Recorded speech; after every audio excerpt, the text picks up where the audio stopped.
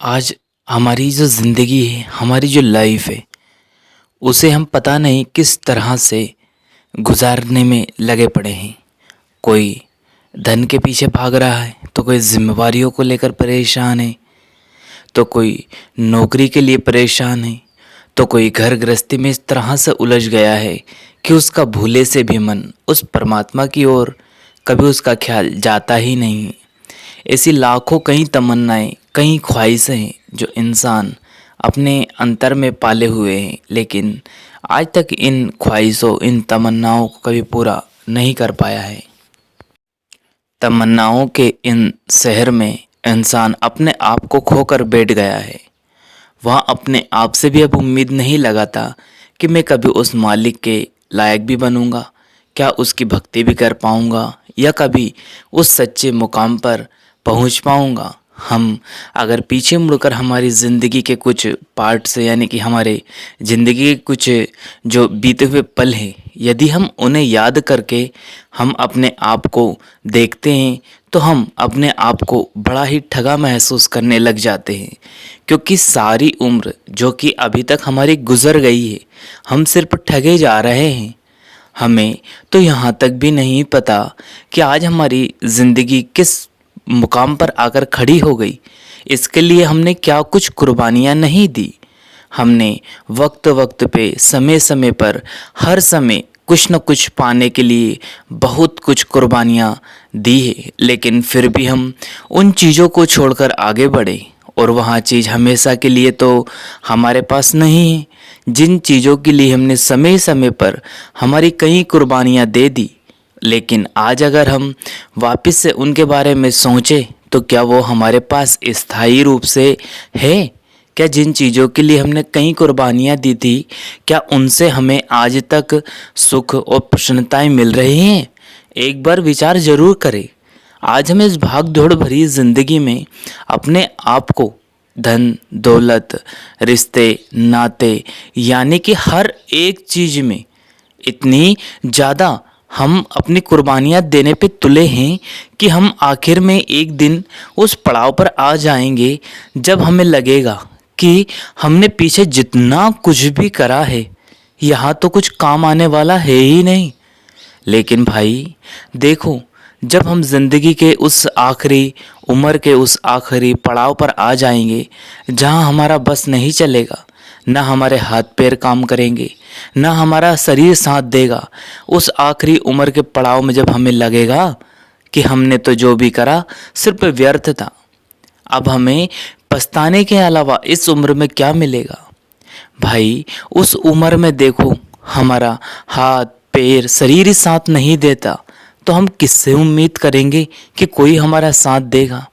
अब ऐसा नहीं कि उम्र रहते हमें रिश्तों को नहीं निभाना, सांसारिक बंधनों में नहीं बनना, ऐसा नहीं, हमें हर एक रिश्ते को बखूबी से निभाना है। क्योंकि संत महापुरुष हमारे दरमियान आते हैं और वह कहते हैं कि सबसे अच्छा आश्रम कोई है तो गृहस्थ आश्रम है। गृहस्थ आश्रम यानी कि गृह जो हमारा घर है, उसे छोड़कर हमें कहीं नहीं जाना। रिश्ते नातों में भी रहना है, दुनिया में भी रहना है। लेकिन हजूर महाराज जी हमेशा कहा करते थे कि दुनिया में रहना है तो सूरमा बन के रहना है, यानी कि हमें हर एक जिम्मेवारी को पूरा करना है। बच्चों की जिम्मेवारी को निभाना है, पत्नी के धर्म को निभाना है, माँ बाप के फ़र्ज़ को निभाना है, रिश्ते नातों के जितने भी फ़र्ज है सबको अदा करके यहाँ से खुशी खुशी जाना है। क्योंकि हर एक रिश्ते के साथ हमारे कोई ना कोई कर्म ज़रूर जुड़े हैं।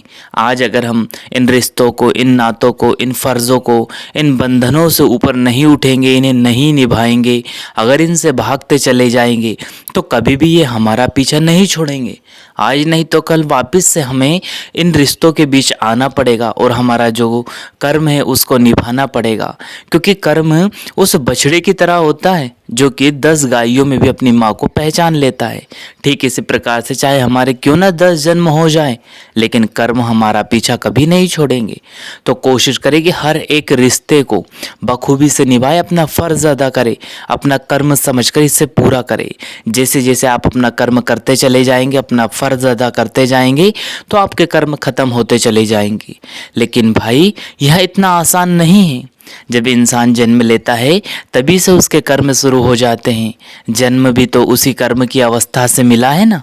जो हम कर्म करके आए उसी कर्म के जरिए हमारी किस्मत बन गई, और उसी किस्मत से हमारा जन्म किस घर में, किस कुल में, किस जात में, किस धर्म में, किस मज़हब में होगा, यह सब वहीं डिपेंड हो जाता है। तभी तो ना हमें वहाँ जन्म दिया है। तो अब हमें कोशिश करना चाहिए कि हमें जल्दी से जल्दी किसी संत महापुरुष की शरण लेकर, उनसे नामदान की बख्शिश लेकर, उस परमात्मा की भक्ति में अपने गृह में, अपने ग्रस्त जीवन में रहते हुए उसकी भक्ति करना है।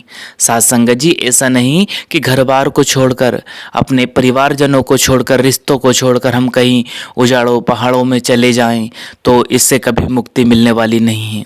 जितना हम इन चीज़ों से दूर भागेंगे, वहाँ चीज़ें, वहाँ वस्तुएं, वह व्यक्ति, वहाँ संबंध, वहाँ रिश्ते, वहाँ नाते, वह धन दौलत उतना ही ज़्यादा हमें आज नहीं तो कल जकड़ लेगी।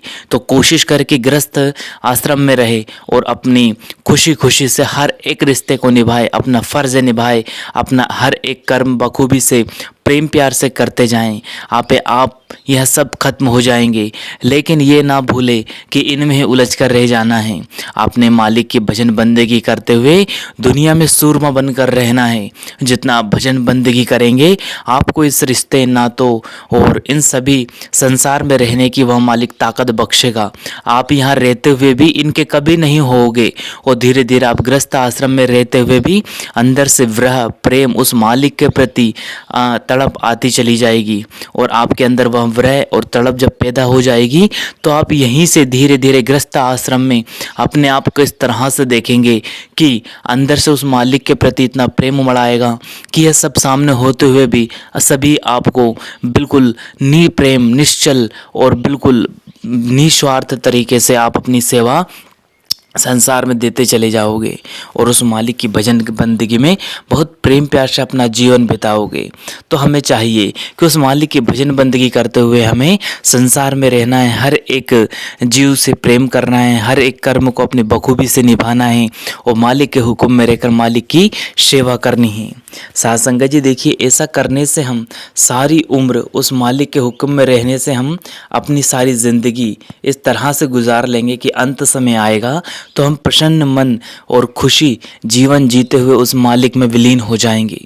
लेकिन यह कहना बड़ा आसान है, लेकिन करना उससे भी मुश्किल है। क्यों? क्योंकि इंसान लज्जतों का आशिक है। यहाँ उसे धन दौलत रिश्ते नातों ने इस तरह से जकड़ रखा है कि वहाँ पल भर के लिए भी उस मालिक की भजन बंदगी में अपने मन को, अपने चित्त को एक पल के लिए भी लगा नहीं पाता। जैसे वह मालिक की भक्ति की ओर जाता है, मन उसे सांसारिक विषय वासनाओं और इन धन दौलत रिश्ते नातों में उलझा कर बैठा देता है। वह भूल से भी एक पल के लिए मालिक की भक्ति में नहीं लग सकता। साथ संगत जी, लेकिन हम भूल जाते हैं जो हमें मनुष्य देह में उस परमात्मा की दया मेहर से मिली है। ना जाने कितने जीवन के बाद यह संसार में हमें मनुष्य देह मिली है। इसके बाद पता नहीं कब मनुष्य देह मिले ना मिले, किसी को नहीं पता है। तो यहाँ अनमोल जीवन हमें व्यर्थ नहीं गंवाना है।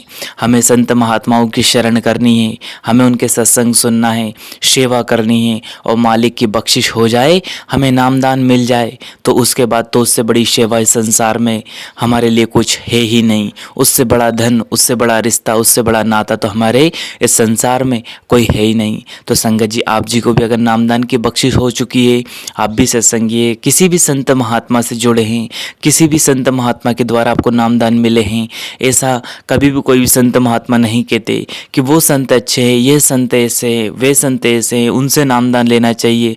ऐसा कभी कोई सच्चा संत महात्मा नहीं कहेगा, बल्कि वो तो एक ही राह दिखाएंगे कि आपने जिस भी गुरु से नामदान की बख्शिश लिए, उनको प्रेम प्यार से उस मालिक का सुमरन करे। क्योंकि रास्ते अलग हो सकते हैं, लेकिन हम सभी की मंजिल तो एक वह परमात्मा ही है। हम सब, हमारी पूजा पद्धति अलग अलग हो सकती है, हमारी पूजा पद्धति, मालिक की भजन बंदी करने के रास्ते अलग अलग हो सकते हैं, लेकिन हम बंदगी तो एक मालिक की ही कर रहे हैं ना। इसलिए कोशिश करें कि मालिक के हुक्म में रहे और भजन सुमरन करते रहें। संगत जी, इस वीडियो से आपको बहुत ही लाभ होगा। होगा। आप एक बार इन सभी सांसारिक विषय वस्तुओं में रहते हुए भी मालिक की भजन बंदगी जरूर करें, और मालिक आपका साथ निभाएगा और आपको इतनी हिम्मत बख्शेगा कि आप खुशी खुशी आपका पार्ट इस संसार में अदा करते हुए उस मालिक के हो जाओगे और भजन बंदगी करके अंत में उस मालिक से जा मिलोगे। तो सासंग जी, यह एक छोटी सी लेटेस्ट वीडियो थी, आप जी को कैसी लगी? अगर वीडियो पसंद आई तो वीडियो को लाइक शेयर करके कमेंट बॉक्स में राधा स्वामी लिखकर भजन सिमरन का सफ़र यूट्यूब चैनल को जरूर से सब्सक्राइब कर ले और बेल आइकन को ऑल पे प्रेस कर ले, जिससे कि आपको लेटेस्ट वीडियो मिलते रहे। अंत में आप सभी को प्रेम भरी राधा स्वामी जी। धन्यवाद।